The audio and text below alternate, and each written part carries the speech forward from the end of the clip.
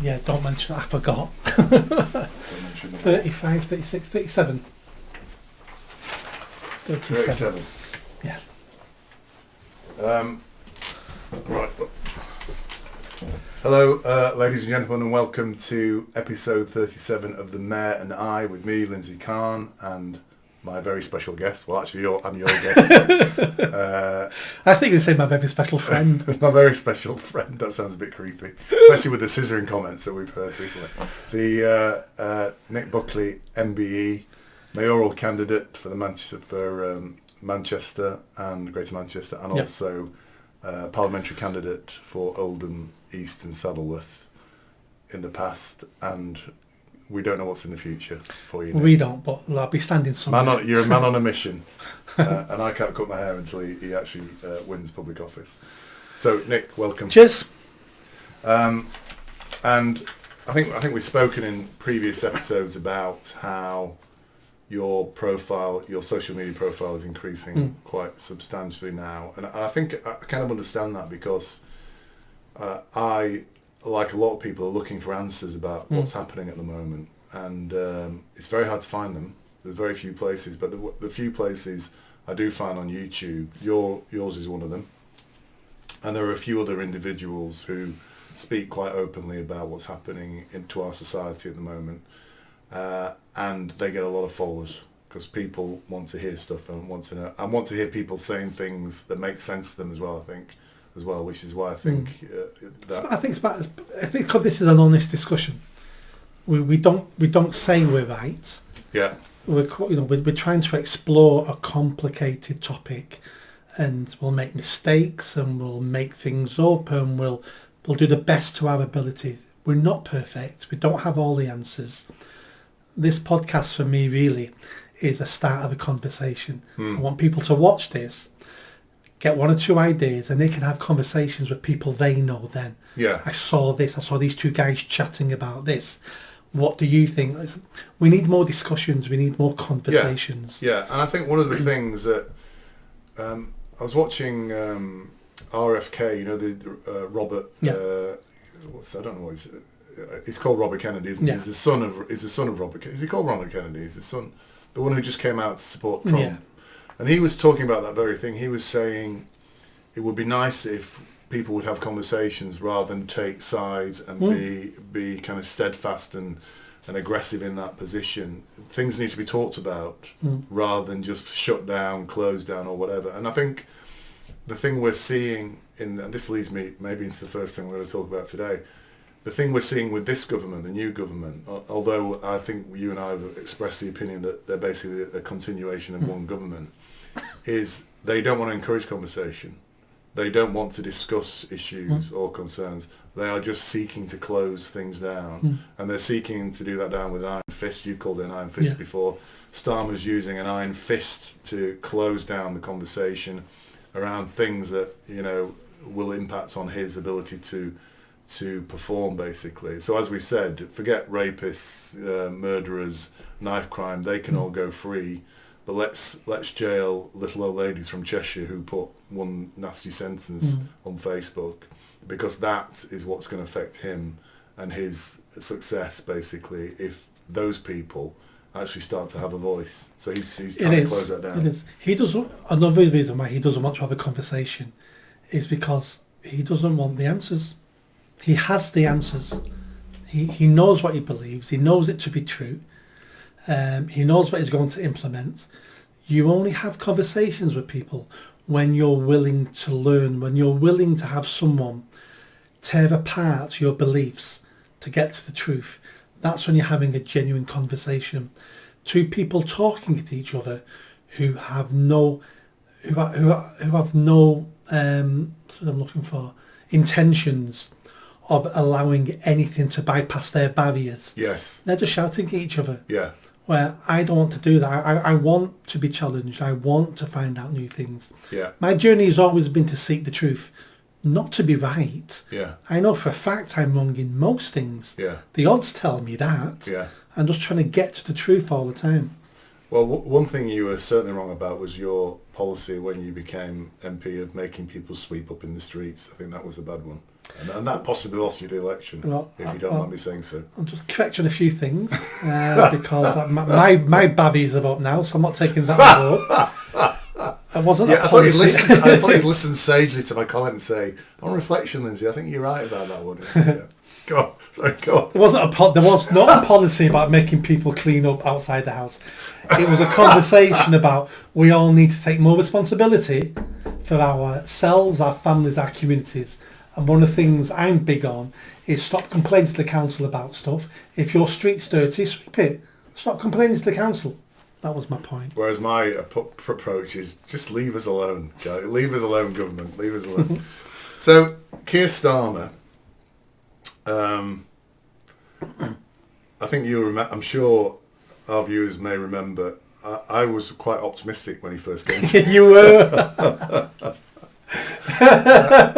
And my wife was saying he's awful. It's going to be worse. And I said, no, let's give him a chance. And you know, being open-minded as I am, I'm happy to admit I was massively, massively wrong about Starmer.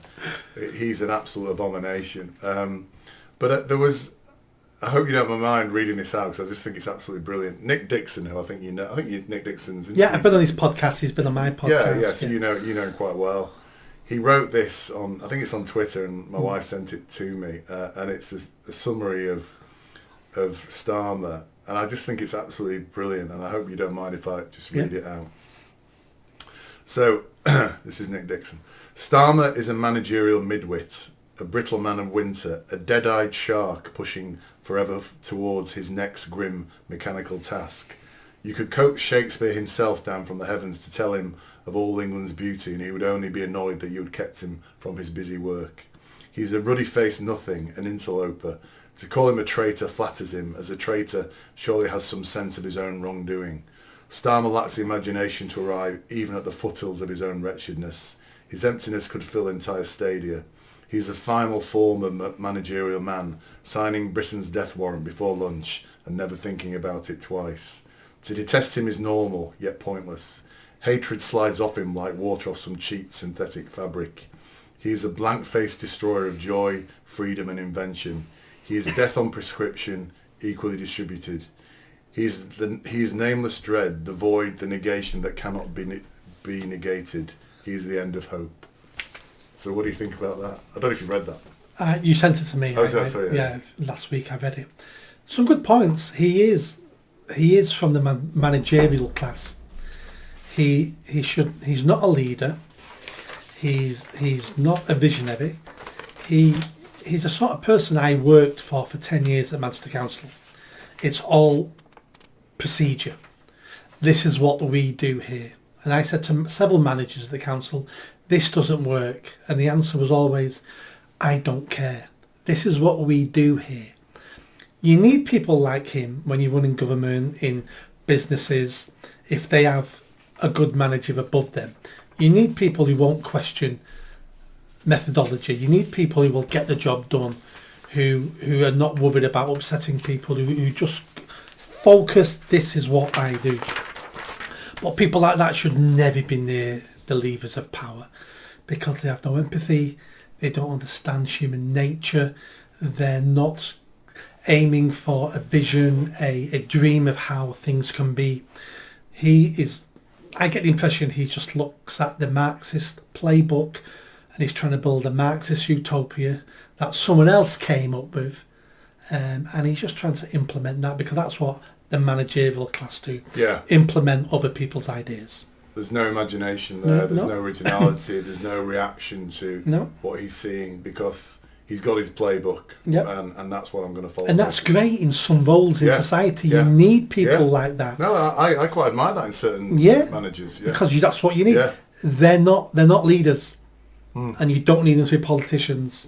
Yeah, I mean you mentioned Winston Churchill in the previous episode. The disparity between somebody like him and Winston Churchill is phenomenal, isn't it? I mean, the difference between those two prime ministers is galaxies apart. It is, and let me give you this example. The similarities between him and Boris Johnson. To begin with, you go, there is no similarities. Well, there is. You had a showman clown, and you've got a managerial class. Both of them not leaders, no vision, no dream, Yeah. don't know what to do. Yeah. And they look like chalk and cheese from the They're outside. incredibly similar. But yeah, very it's a really similar. that is a really good point, actually. Because I think most people say, oh, there's nothing like, but they're exactly like, aren't they? The way they have reacted to their position of power, their lack of ability to understand what's happening, their inability to read people and the reaction to people as well. It's identical, isn't it, basically? I hadn't actually thought that's a really, really good point. Although Johnson is out there attacking Starmer now, but actually he paved the path for Starmer, didn't he? Of course he did. In a big way, because actually if he'd actually fulfilled his promise and been a true leader, Starmer wouldn't be anywhere near this government now. Also, if Boris Johnson had not implemented his authoritarian streak over COVID, would Starmer have the balls to do it now? Yeah, that's a good point. Yeah, Johnson set the precedent, didn't he? Yes, he did. I mean, although I would say Johnson set the precedent through weakness rather than Ideology. Blinkered ideology. Because I think Starmer's just like, this is what I have to do because the people are rioting, so I need to do this. I think Johnson just was bewildered, and he took the advice of the person who was standing next to him at the time. Yeah. I don't think he was. I don't think he's quite as brutal as. No, he isn't. But the similarities are, both men don't have a vision, don't have ideas themselves, could not articulate how they wanted the country to be. It's always based on what someone else wants the country to be. Yeah. That's why Boris Johnson was good at making us think he had the dreams and the visions because he quoted Churchill. But that's all he could do was ever quote Churchill. He wasn't a Churchill. He wasn't a new version of Churchill. Keir Starmer the same. Keir Starmer's mantra, get the adults back in the room because I know what to do. It turns out you don't know what to do. You're just playing someone else's playbook, the Marxist playbook. Somebody who I think we've talked about leaders, haven't we, a few times, and we've said Farage we think is a leader, although he's a leader. Yes, he is. He has been. He's very influential. Yeah, he's been. I think he's been too silent, and I know now that I'm watching more people talking on YouTube that there are people who think he isn't supporting the British people, the white British working class as maybe he should be in this situation. For example, those 1,000 people who've been arrested. He's not supporting those people, is he? Really? But somebody who I think is a real hero and does support these people, and I know people will be surprised to hear me say, is Tommy Robinson. I think he's a very, very brave man, incredibly brave as those guys that have been arrested and in these situations. These are brave people. And I was watching him on, I don't know if it was an old clip or whatever, I can't remember, but he said he'd been taken off Twitter or something like that recently. I don't know if you're aware. That'll be an old tweet, several years old then. Or it might have been YouTube, and he said he was taken off, and he said he was simply celebrating, or if celebrating is the right word, the anniversary of the death of a guy called Richard Everett. And I never heard this guy's name before, Richard Everett. So Richard Everett, who was murdered in 1994, was a white 15-year-old boy in London, basically. And what shocked me when I looked it up, because obviously Tommy Robinson said, today's the anniversary of the 30th anniversary of Richard Everett's death, so it must have been quite recent actually that Tommy Robinson was saying this, because that is 2024, isn't it? 30 years later. So I'm celebrating the 30th anniversary, and he'd been taken off somewhere or something had happened for this Tommy Robinson. So he's obviously raised this kid for a reason. And the reason he's raised it, and that's why I asked the question if you or if our gentle viewers have heard of this guy's name, because this Richard Everett was subjected to a racist attack, basically, and murdered by 3 Bengalis in London. Now, they've never actually found the murderer of this kid.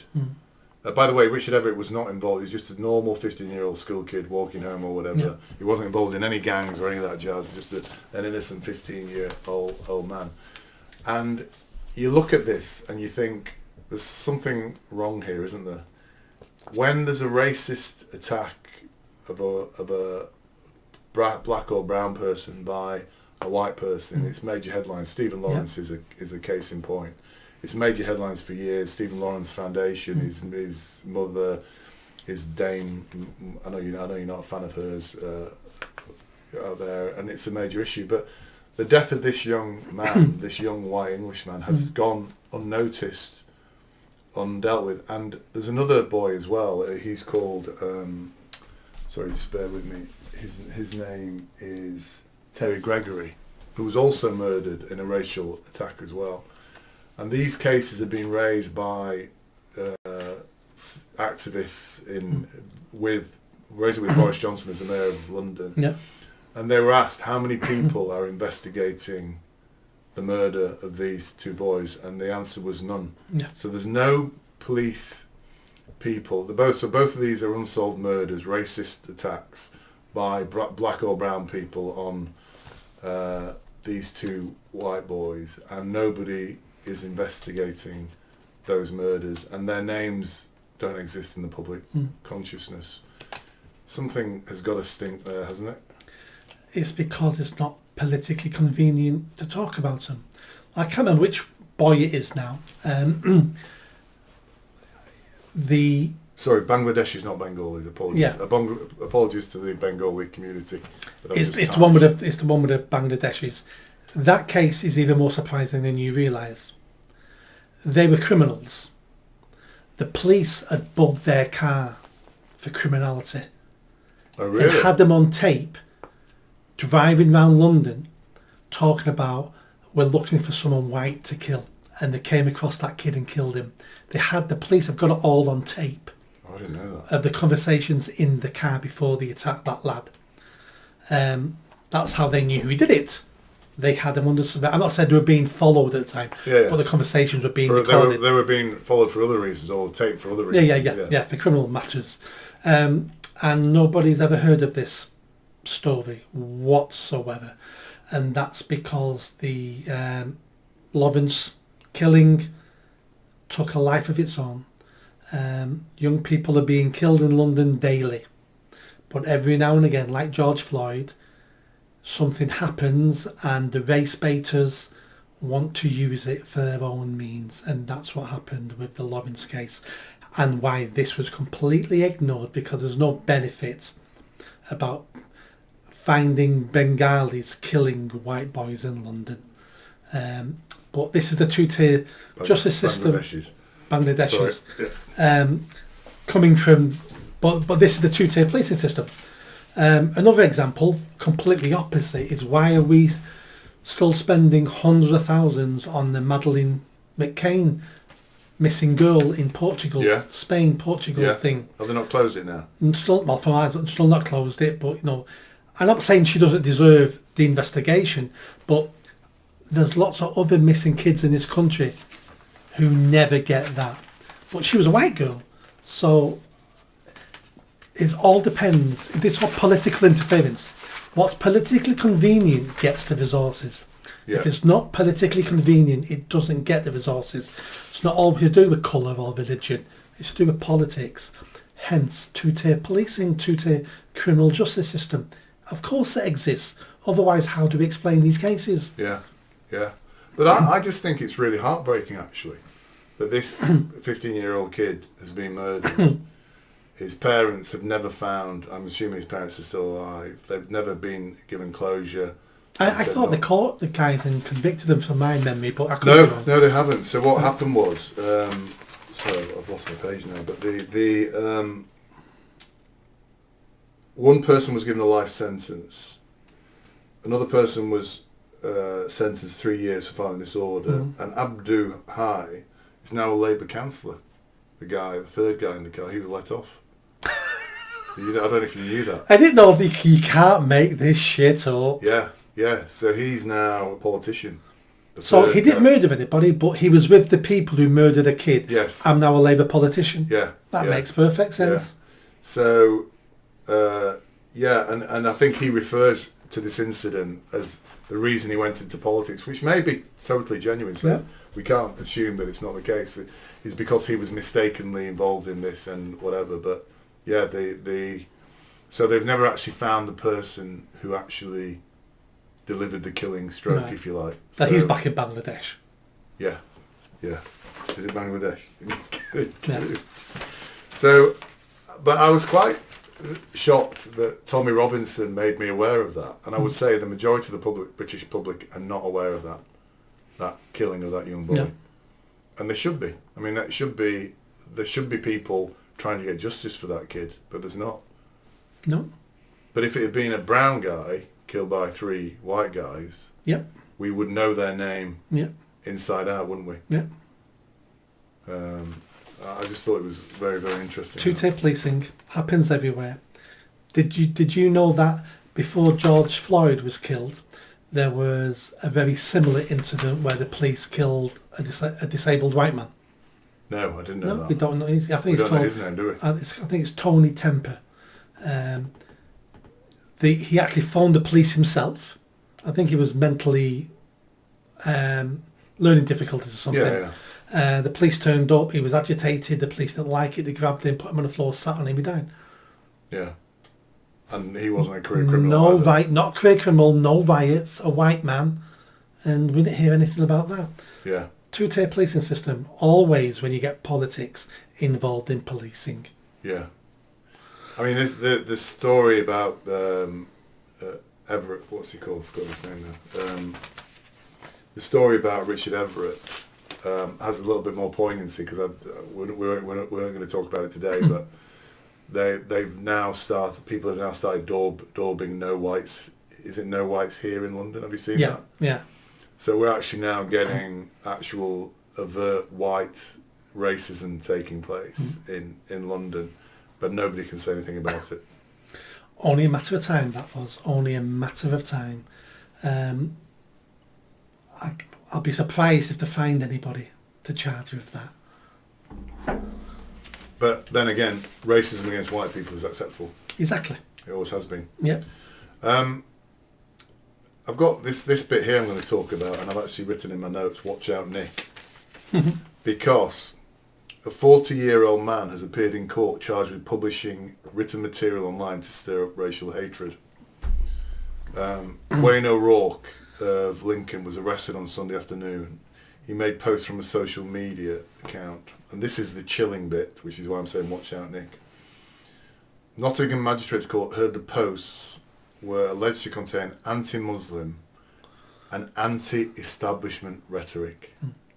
So if you actually think about that last phrase, they're now arresting people and taking them to court for rhetoric, of course, as we know, is simply a false speech. So when you're doing one of your little statements, or I'm doing one of mine, that's rhetoric.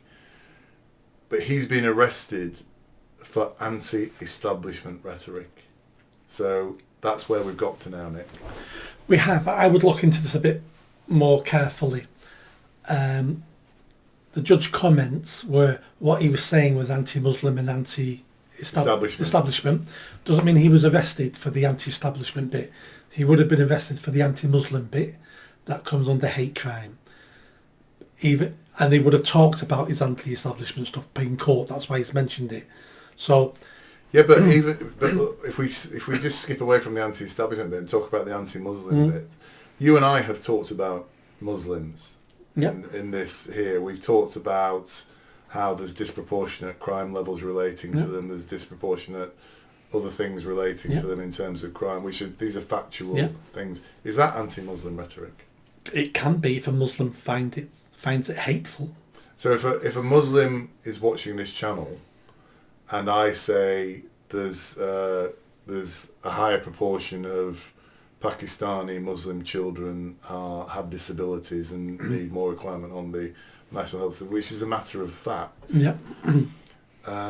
Because of intercousin marriage. Because they have the highest proportion of first cousin marriages in that. So, is that anti-Muslim rhetoric? If someone perceives it to be, yes. Yeah. Because this is all about perception. Yeah. So hate crime is all about perception. If I perceive it to be hateful, by definition, it's hateful. Yeah. And if we talk about the fact that Muslims, the nature of their religion and their ideology is kind of pervades levels of misogyny. There's levels of violence against infidels encouraged in their religion, which again are realities of the ideology of Islam. Is that anti-Muslim rhetoric as well? If a Muslim, or if anybody finds it hateful, then yes, it is. So I could be arrested for saying that? You could have a charge put against you for that. Whether or not they arrest you, I don't know. Yeah. But this is the situation we're in now, isn't it? That's what I'm saying. This is and I'm actually finding myself, which is interesting, as I'm saying these things to you, being quite guarded in what I'm actually saying. Which again, so we've been captured by, or I've been captured by this. Maybe you haven't been captured by it, but I'm actually now being careful about what I'm saying because I'm seeing things like this.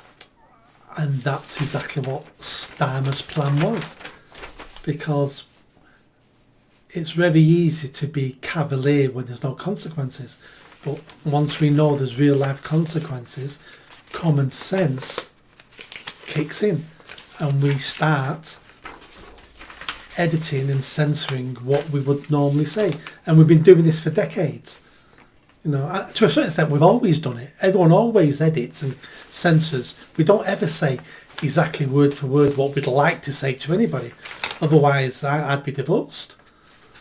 So we're always censoring what we say, and we're depending on outside influences, and Starmer now is the outside influence.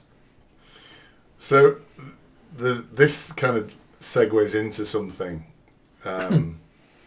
which I wanted to talk about, which relates to this, which is, have you heard of an organisation called Prevent? The government anti-terrorist, yeah. Government anti-terrorist thing. So this anti-Muslim rhetoric or anti-establishment. So Prevent is at the heart of all this, because what's happening now, so this is interesting, out of all referrals, so what happened, Prevent is an organisation where people, so public servants, if they become aware of terrorism or potential terrorism, they will report it to Prevent, basically. I assume they are schooled in this. I don't know, because I've never worked in the public sector. Yeah, you get training on Prevent. It says, nevertheless, out of all referrals from teachers and other local authorities to Prevent in 2023, just 11% were suspected of Islamic terrorism, compared to 19% for the far right, and 37% of vulnerability present, but no ideology or counter-terrorism risk. However, we know that the number of so MI5, and this was in 2019, MI5 reported that the number of far-right terror cases are absolutely dwarfed by the number of Islamist terrorist cases. So, you know, I know, everybody knows, the greatest terrorism threat in this country is from Islam, not from the far right. The far right barely exists, okay? Yet, referrals from teachers and other local authorities to Prevent, only 11% are Islamic. Why do you think that is? I was hoping you were going to tell me, Nick. The answer is, as we know, the public sector is extremely left-wing. So there'll be lots of people from Muslim backgrounds saying all sorts of things that we would class as a concerning. Yeah, so this could be happening in... So I'll just tell you of an incident now that happened to me literally on Thursday night. I was at a restaurant, an Indian restaurant, run by Muslims. Yep. And in the background there was one of the Muslim waiters was discussing something with... Most restaurants run by Bangladeshis. Right, he may have been Bangladeshi. Yeah. I don't want to... Was it Bangladeshi who was the one that killed Everett? In fact, yes, I think my favourite restaurant that I go to is run by Bangladeshi. He's a really nice guy, actually. And the guy was talking about an honour killing, and he was describing an event that happened to somebody he knew. In English. I don't know why it was in English. He may be speaking to an English guy. I'm not sure why. I could hear it in the background. And he described how this person he knew had killed in England, had killed his wife in an honour killing. And then he said, at the end of it, he said, I don't know if I'd ever go to those extremes. That was his expression. Now, I found that quite worrying when he said that, because it wasn't like that's unacceptable or whatever. He said, and by the way, folks, this is just an individual conversation I heard. This is not labelling all Muslims in this way. But he said, I don't know if I would go to those extremes, making it almost sound as an acceptable extreme. It is acceptable in their community. It's acceptable in their community to a certain extent in this country, and it's extremely acceptable in their community in their homeland. So, and we've spent no time in this country trying to convince any of these new communities that have moved here that they have to adapt, that they have to change, and they have to reject some of their traditions, some of their ways of doing things. We've never told them any of that. And then we're surprised when they bring barbaric practices to this country and still practice them here. The Met Police has got a department within the Met Police about witchcraft, because black Africans keep coming over and killing their kids and chopping them up. So we've got a department now on witchcraft, and we don't spend any time telling these newly arrived immigrants in these communities this doesn't happen here, and we don't want to see any of this being practiced. So I'm glad to find out that he wouldn't go that far with his wife. but the fact... No, he said, I don't think I go to those extremes. That's what I mean. So it's great that he wouldn't go that far to control... Well, he didn't think he would. He didn't say I would never. He said, I don't think I would. Oh, well... He kind of caveated it, which is what I found quite worrying. Well, maybe his wife was listening. Maybe his wife was listening. Because I say stuff all the time to make sure my wife overhears, so she thinks I'm tougher than I am. Doesn't work, by the way. You're not going to say within your wife's ear. I would never go to that. Yeah. Maybe I wouldn't go to that extreme. What was the point before that? Sorry. So the point I was making is that prevents the referrals from the public sector. The public sector is left wing, so a lot of the things that they hear, if it's from Islamists, if it's from that section of their belief, it wouldn't ring alarm bells in them anyway, because that's acceptable. Not if they're going to plant it, but if they heard serious stuff, of course it would ring a bell.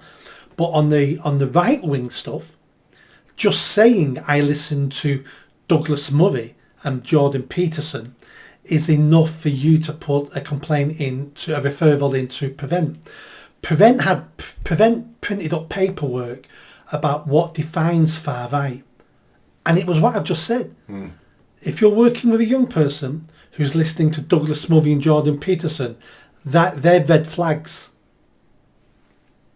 So that's how easy it is to find a red flag against. And no wonder the kids are scared to say anything. Absolutely. I told you that when we went to the Enough is Enough march, my son's friends wouldn't come, even though they wanted to come, because they were petrified about being identified. Yeah. Yeah, and that's what's happened. That's what they're doing to our tyranny is still tyranny, even when it's self-imposed. Yes, that's a really good expression. That I like that one. I'm gonna write that down. So, just to your point then about Prevent. So this guy here, Tony Dawson on Twitter, said someone I know did Prevent training recently. Yeah. So this is what you. I did it years ago. Yeah. Oh right, you did it. No. The Prevent trainer said that a sign of extremist thinking, which kind of chimes with exactly what you just said now, was having concerns about immigration. Yeah. So if somebody in your organisation says, I'm concerned about immigration... You're a potential terrorist according to that. You're ringing up Prevent and saying, I've just come across a potential terrorist. Concerns about immigration, this doesn't finish with that one. Believing English should be spoken. Right? So even you're feeling shocked now.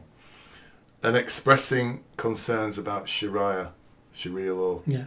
So if I worked in the public sector and I said, I'm a bit concerned about the levels of immigration into this country, I could be reported to Prevent.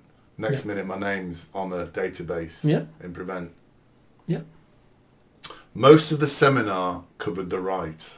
Yeah. That's what he's saying here. So despite our biggest terror threat in this country being from Islamic terrorists, the trainers in Prevent, who are training presumably all these arseholes in the public sector, sorry, maybe they're not arseholes, apologies.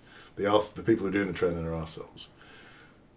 They're being schooled, indoctrinated, brainwashed about the right. 50% correct, but the other 50% is they've been told actively to increase referrals for white British people, because at one point it was 90%, 95% Muslims being referred to prevent, really? and that makes us look racist. Ah. Jesus Christ, can you start making people refer white people into this? If we can get it to 50-50, we don't look like racists then. That's the other 50%. Where did you hear that? It was, there's been reports on it. Yep. So we're actively, so we go back to, again, we've had a previous discussion about this, and I'm now of the view that we're living in a communist state with, totalitarian views and everybody reporting everybody else to the government, which you still don't agree with. But that's what's happening now, isn't it? So we're actually saying now to people, you need to, if a young white boy expresses concern about immigration or makes comments about Sharia law, he's potentially a terrorist. Mm. So just continuing with this theme, and we're talking about prevent, and so this is something to do with Yvette Cooper's change. So teachers, healthcare professionals and local officials in Britain may become legally obligated to report young men to the government's Prevent Counter-Terrorism programme in the same manner as Islamic terrorism or far-right radicalism if they are suspected of extreme misogyny. Yeah. So if a young man, and I'm sure it will be a young white man, if a young white man says something negative about women, they can be reported to Prevent. Yep. But why? But why? What I'm saying by that is, I can get, if a young Muslim guy says, I'm going to bomb the what's that place called in Manchester? The Manchester Arena? Manchester Arena. If a teacher ever hears a young Muslim say, I'm going to bomb Manchester Arena, I can get that being reported to Prevent, because there's potential consequences there and risk and terror.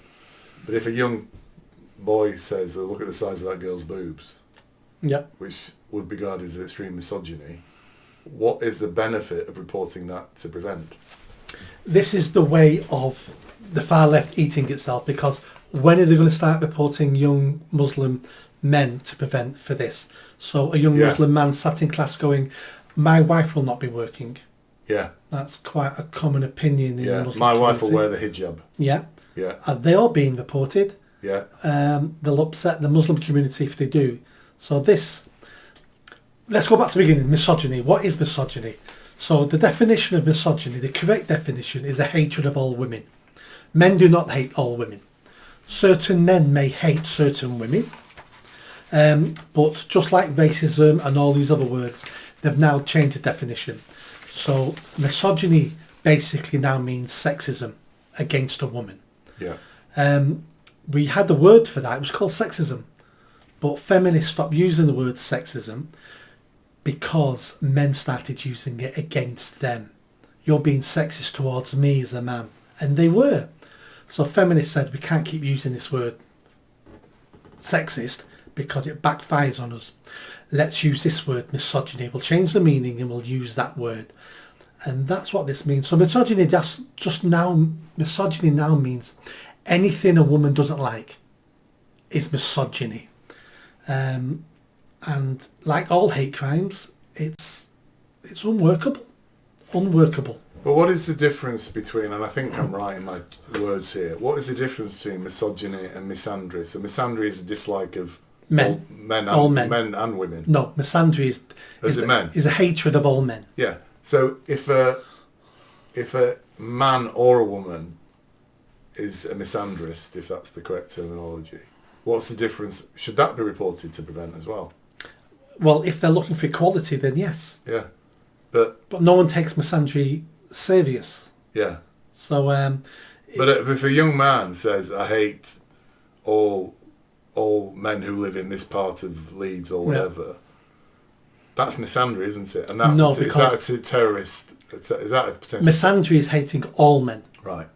Okay. So not just men in that area, not just men like that. So if a young guy at the back of the class who nobody talks to, has no friends, says, the teacher walks past, says, I hate all men, should he then be reported to Prevent?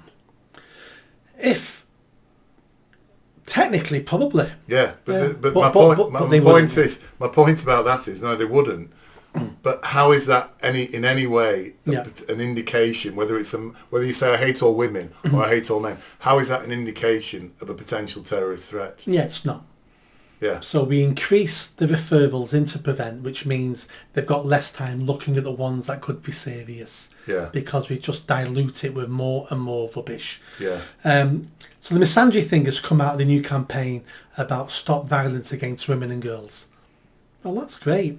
But why don't you call it stop violence against everybody? Because men are 3 times more likely to be murdered than women. So we've got a greater need if you want to just say stop men being murdered. yeah, yeah. But I want violence against everybody being stopped. But we don't, because again the feminists only look after themselves. The Muslims only care about themselves. The Nigerians only care about themselves. Hence why we're splitting into tribes. We're all going against each other rather than saying, do you know what?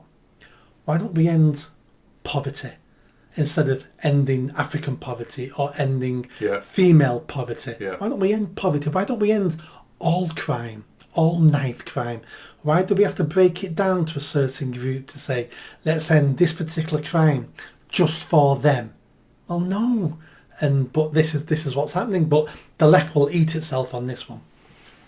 And what it seems to me as well, as I move into the next topic, because we seem to have on the one hand a granular dissection of the behaviours specifically of white young men. Yeah. We're seeing this now. So their ability to express their opinion or whatever is becoming more and more confined by tighter and tighter definitions and descriptions like misogyny, Andrew Tate, whatever it might be. So they're being polarized more and more into a less ability to do things. And then on the other side of that, there's a change, an opening, if you like, of terminology and phraseology to the other way, to benefit other society. And a specific example of this that I wanted to raise with you is now they're going to start describing illegal immigrants as irregular immigrants. I don't know if you've seen this. I have. And so we're now saying, first of all, it's an insult to legal immigrants, isn't it? Because I'm a legal immigrant, that's fine.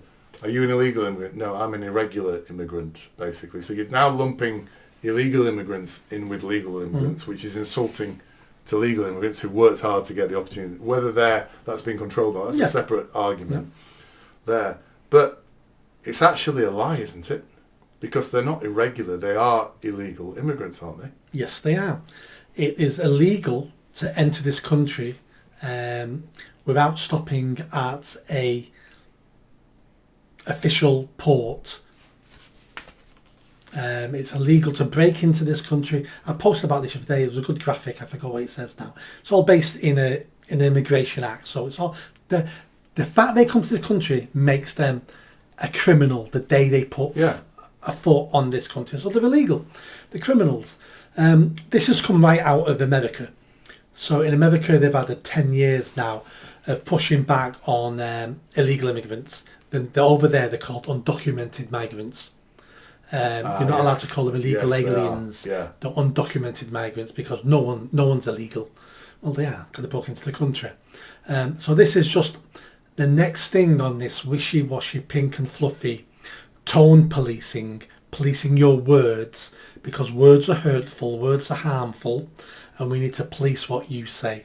That's just a new version of that. But it's two-tier words, that's the point I'm making. So the one-tier words is if you're a white, young, working-class English kid, you can't say a bloody thing, can you? Yeah. If you're a brown bloke who's come over in a boat or whatever, Well, bend over backwards to be pink and fluffy for you. And make so you're not. So it's kind of, we've got two-tier policing, we've got two-tier language as well now in this country. We're basically a two-tier nation. Yeah. Well, we're more than two-tier. We're a multi-tier nation, because depending who you are and where you are, you will be treated different from somebody else in the same position. So immigrants are one part of that. Don't you think we have issues with migration that need fixing. Do you think what we call these people is one of the problems? Who thinks what we call them is one of the problems? But this is one of those issues, again, that Keir Starmer falls for when he can't say all women don't have penises. So now he'll be saying, well, they're not illegal, they're undocumented, or they're irregular migrants, because the left love these wordplay. The left control us by language, by controlling language. They've controlled us for 50 years with the word racist. That's losing power now, so they've got to come up with new powerful words. Well, Misogyny. Far right's one of them, isn't it? Misogyny, Islamophobia, xenophobic. Yeah. They've got to come up with new words to keep that foot on our neck of control. But where they're getting to, and this is what's horrific, isn't it? You cannot now express an opinion about immigration. You can't express if you express an opinion, it's in the schools now. But it's moving on. It'll move on from the schools. You can't express an opinion about immigration now without being referred to Prevent in a school. You can't express an opinion about Andrew Tate's views. You can't make a comment about a woman, or you have a view on a woman without being referred to the authorities. This is where we're heading now. We are, and the only answer to this is to make sure you do comment on these things, so Prevent then get 10,000 referrals a week. Yeah. And that's the only way to fight this. There's quite a nice analysis of this by a commentator. I can't remember who it is. It's also an abuse of the language. You might as well say that shoplifters are no longer guilty of theft, but irregular shopping. Well, but that's true. If it's under £200, yes, then the police are not interested. Yeah. So it is irregular shopping. And that those drunk at the wheel are guilty of irregular driving, which I've never done. The Labour government is deliberately obscuring the difference between right and wrong for political ends because they have abandoned the attempt to control illegal immigration. It's been quite amazing, and this is where maybe you will start to agree with me. It's been quite amazing the last few days to see the speed in which the main broadcasters and many papers have adopted this bizarre lab speak diktat. It's as though this country was turning into North Korea. That I completely agree, because all those people and all those organisations all think the same. Yeah. They follow the same script. They all agree. They're not being told to do these things. I'm not sure, No, they're not being told to do it. But once they hear it, they go, yes, that's the right thing to say, and I'm going to say it. So all these people are on board. If they weren't on board, these people wouldn't have moved up those agencies in the first place. Yeah. And you only move up when you agree. Yeah, but the problem I've got with this, Nick, is the speed. We talked about the 100 riots a couple of weeks ago, didn't we? The 100. All the media was on it straight away. But then it was like it synchronized virtually. Now you said, oh, they just blah, blah. But actually, how does that happen? Because there was a time when the different news channels would critique what somebody else said on another channel, wasn't there, and say that was a load of rubbish. It's not happening now. They're actually turning over. What you're saying is, somebody gets a story and then somebody from another channel says, oh, that's a good story, I'll nick it and put it on mine. Yeah. But it's happening instantly across all the channels. There's got to be some coordination. Well, that's because of social media, because it's all on social media automatically. These mainstream agencies don't have the staffing they used to have. They would have reporters to go out, they would have investigators. You have none of it now. There's hardly any reporters doing any of this. They search social media and do a report on what they found on social media. So if someone else has done the work, they'll copy it and just repeat it. But it's more than that, because even with that, you could still critique a story, you could still put a different spin on it. They don't, because they all go to the same universities, all go to the same parties in Islington. They've all grown up middle class. There's hardly any white working class people working in the media, mainstream media anymore now. They're all working class. They're all middle class. Middle class, yeah. So all these people think the same. So when they're given the same information online, of course they come up with the same scenario. They're programmed to do it, not by the government, by their middle class societies. I think we're going to find out, Nick, and maybe we will, that there is some sort of government agency that is feeding, and I think it's probably, I reckon it'll probably been agreed during COVID as a way of controlling information without, because we found out that Facebook was being manipulated, because Zuckerberg today, and Twitter, Zuckerberg is saying today he wishes he hadn't agreed to the government, supporting the government's statements on. I don't know if you've seen that. No. So I think Zuckerberg might be changing. I think he might be going musky. I think he might change. I hope so. So he's actually saying he wished he hadn't agreed to the government controls. Of the but he was a coward, and he did. Yeah, he was a coward. He's a billionaire coward. I mean, that is a man who shouldn't bow to authority. He doesn't need to, does he? No. But he did. So I think we're going to find out, and please record this episode, gentle listeners, because there's some government agency now that has been set up to send information. There's a red button they press, and when they press the red button, they say this has got to go out. That does exist. First of all, every government department has someone who sends the press everything all the time. Yeah. Yeah, that's just media. The government, from what I can believe, does have powers to force the press to do certain stories, but it's only supposed to be in times of emergency like COVID and war and things like that. So there is legislation for that. If it turns out you're right on that, then I think they've set it up. I think the left wing media tended to try and ignore it when the Tories were sending it. Now that Labour's in, it's like we'll print it straight away, no problem. I think that's what's happened. That is probably truthful as well, because don't forget those people prefer Labour messages than Tory messages, even though Tory messages were still socialist messages, basically. I mean, we know we haven't got a free press. We know that. We've known it for a long time. Yeah. We haven't got a free press. But I think it might be more sinister than you and I think. Possibly. So we've now seen irregular. So this irregular immigration now has been shoved through. One thing we don't hear about and isn't scandalised is what you and I had talked about before, which is the treatment of Jewish people in the past. Well, since October of last year. And I kind of, because of everything else happening, I was conscious that I hadn't really been tracking that. So I just wanted to check that anti-Semitism was alive and kicking, and it is. It's still out there. I'm sure it is. It's still out there. So, first of all, we found out that imams around the country are blaming the riots on Zionists. I don't know if you saw this. I saw a headline, Several preachers have used sermons, Friday prayer services to discuss the motives. Imam Ashraf Dabous, who I suspect is a Muslim, at Lewis Islamic Centre in South London, claimed in his sermon earlier this month that those involved in the riots were being misled and manipulated by the Zionists.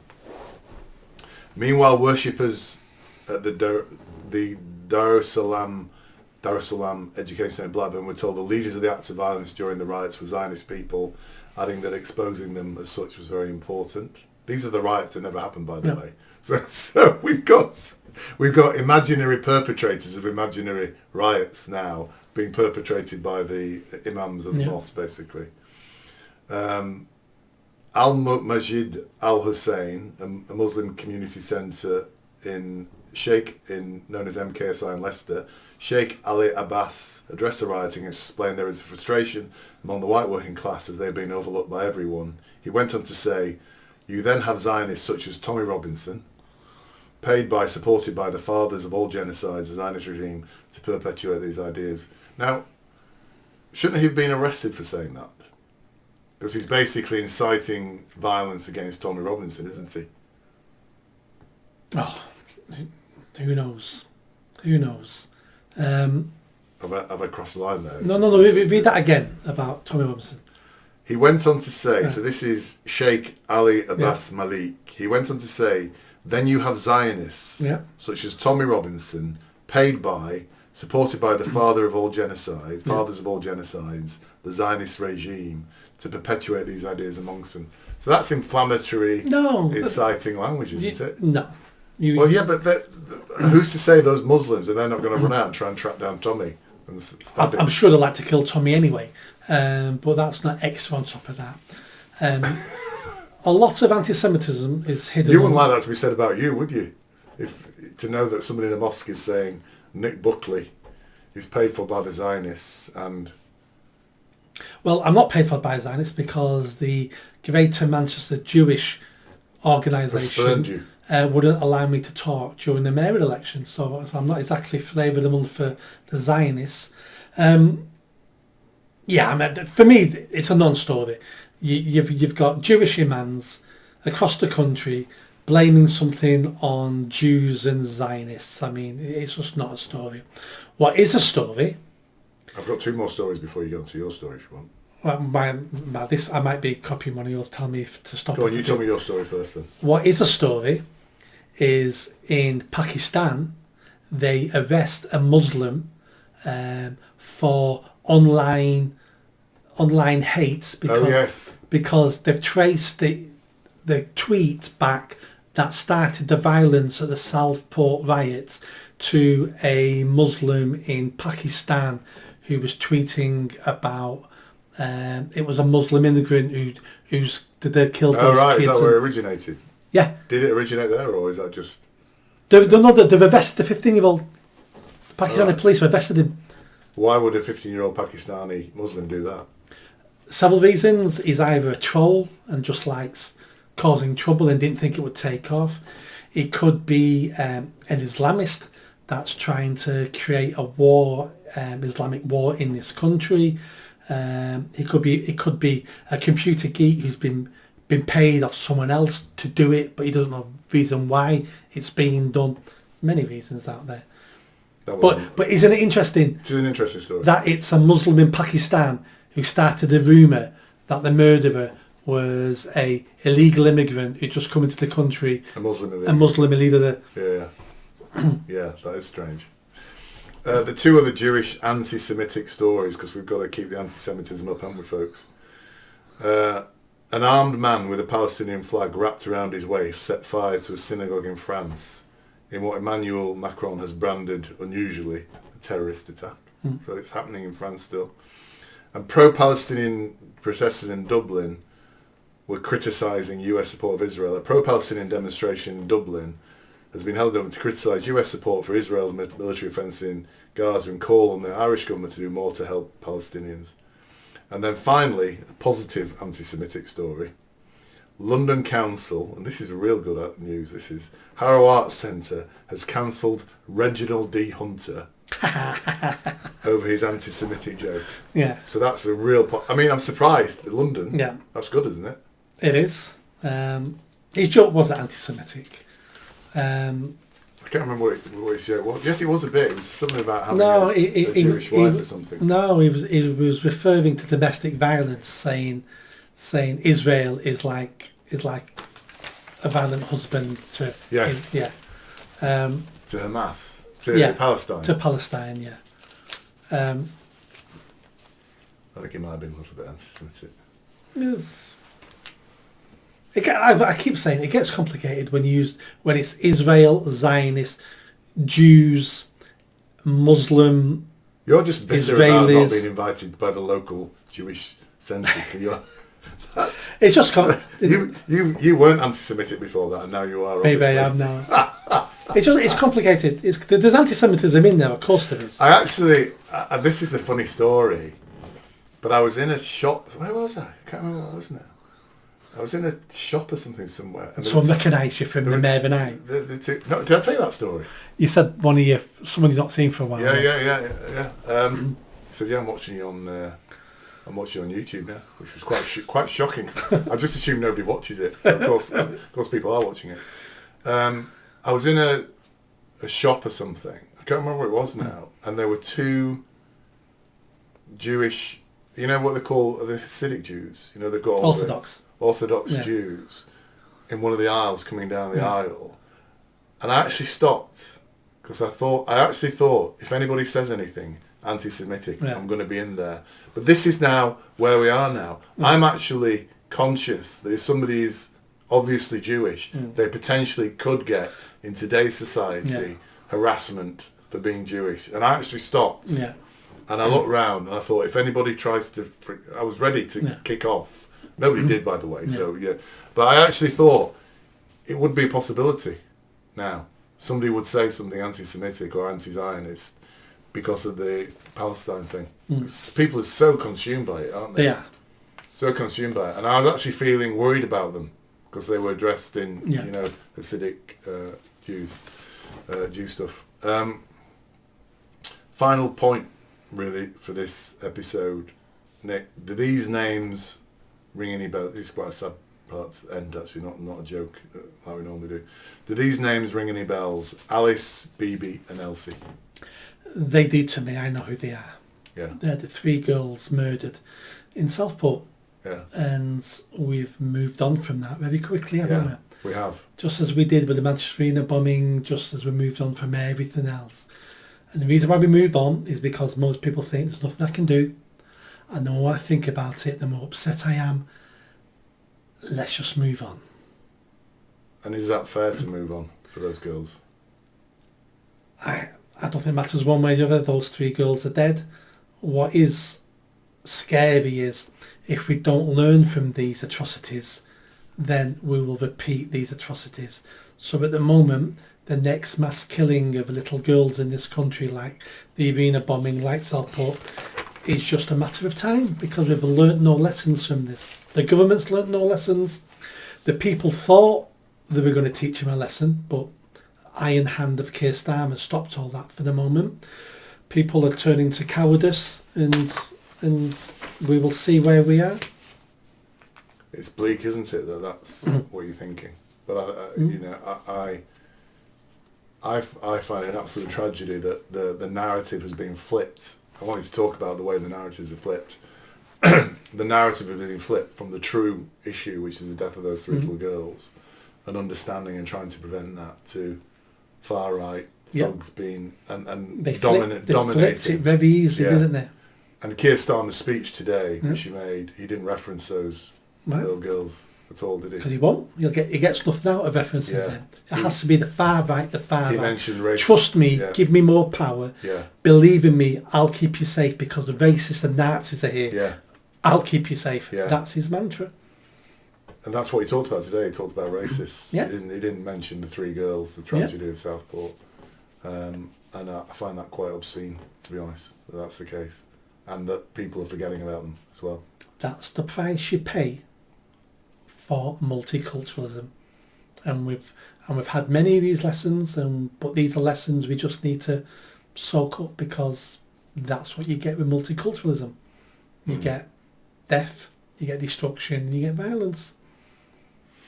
And on that cheery note, we'll end this episode of The Mayor and I. Nick Buckley, thank you very much. Cheers. Did you enjoy that video? I think you did. Come on now, hit that bell, subscribe, comment. Let's build this channel. I need more followers, I need more subscribers. Be part of the journey. See you soon.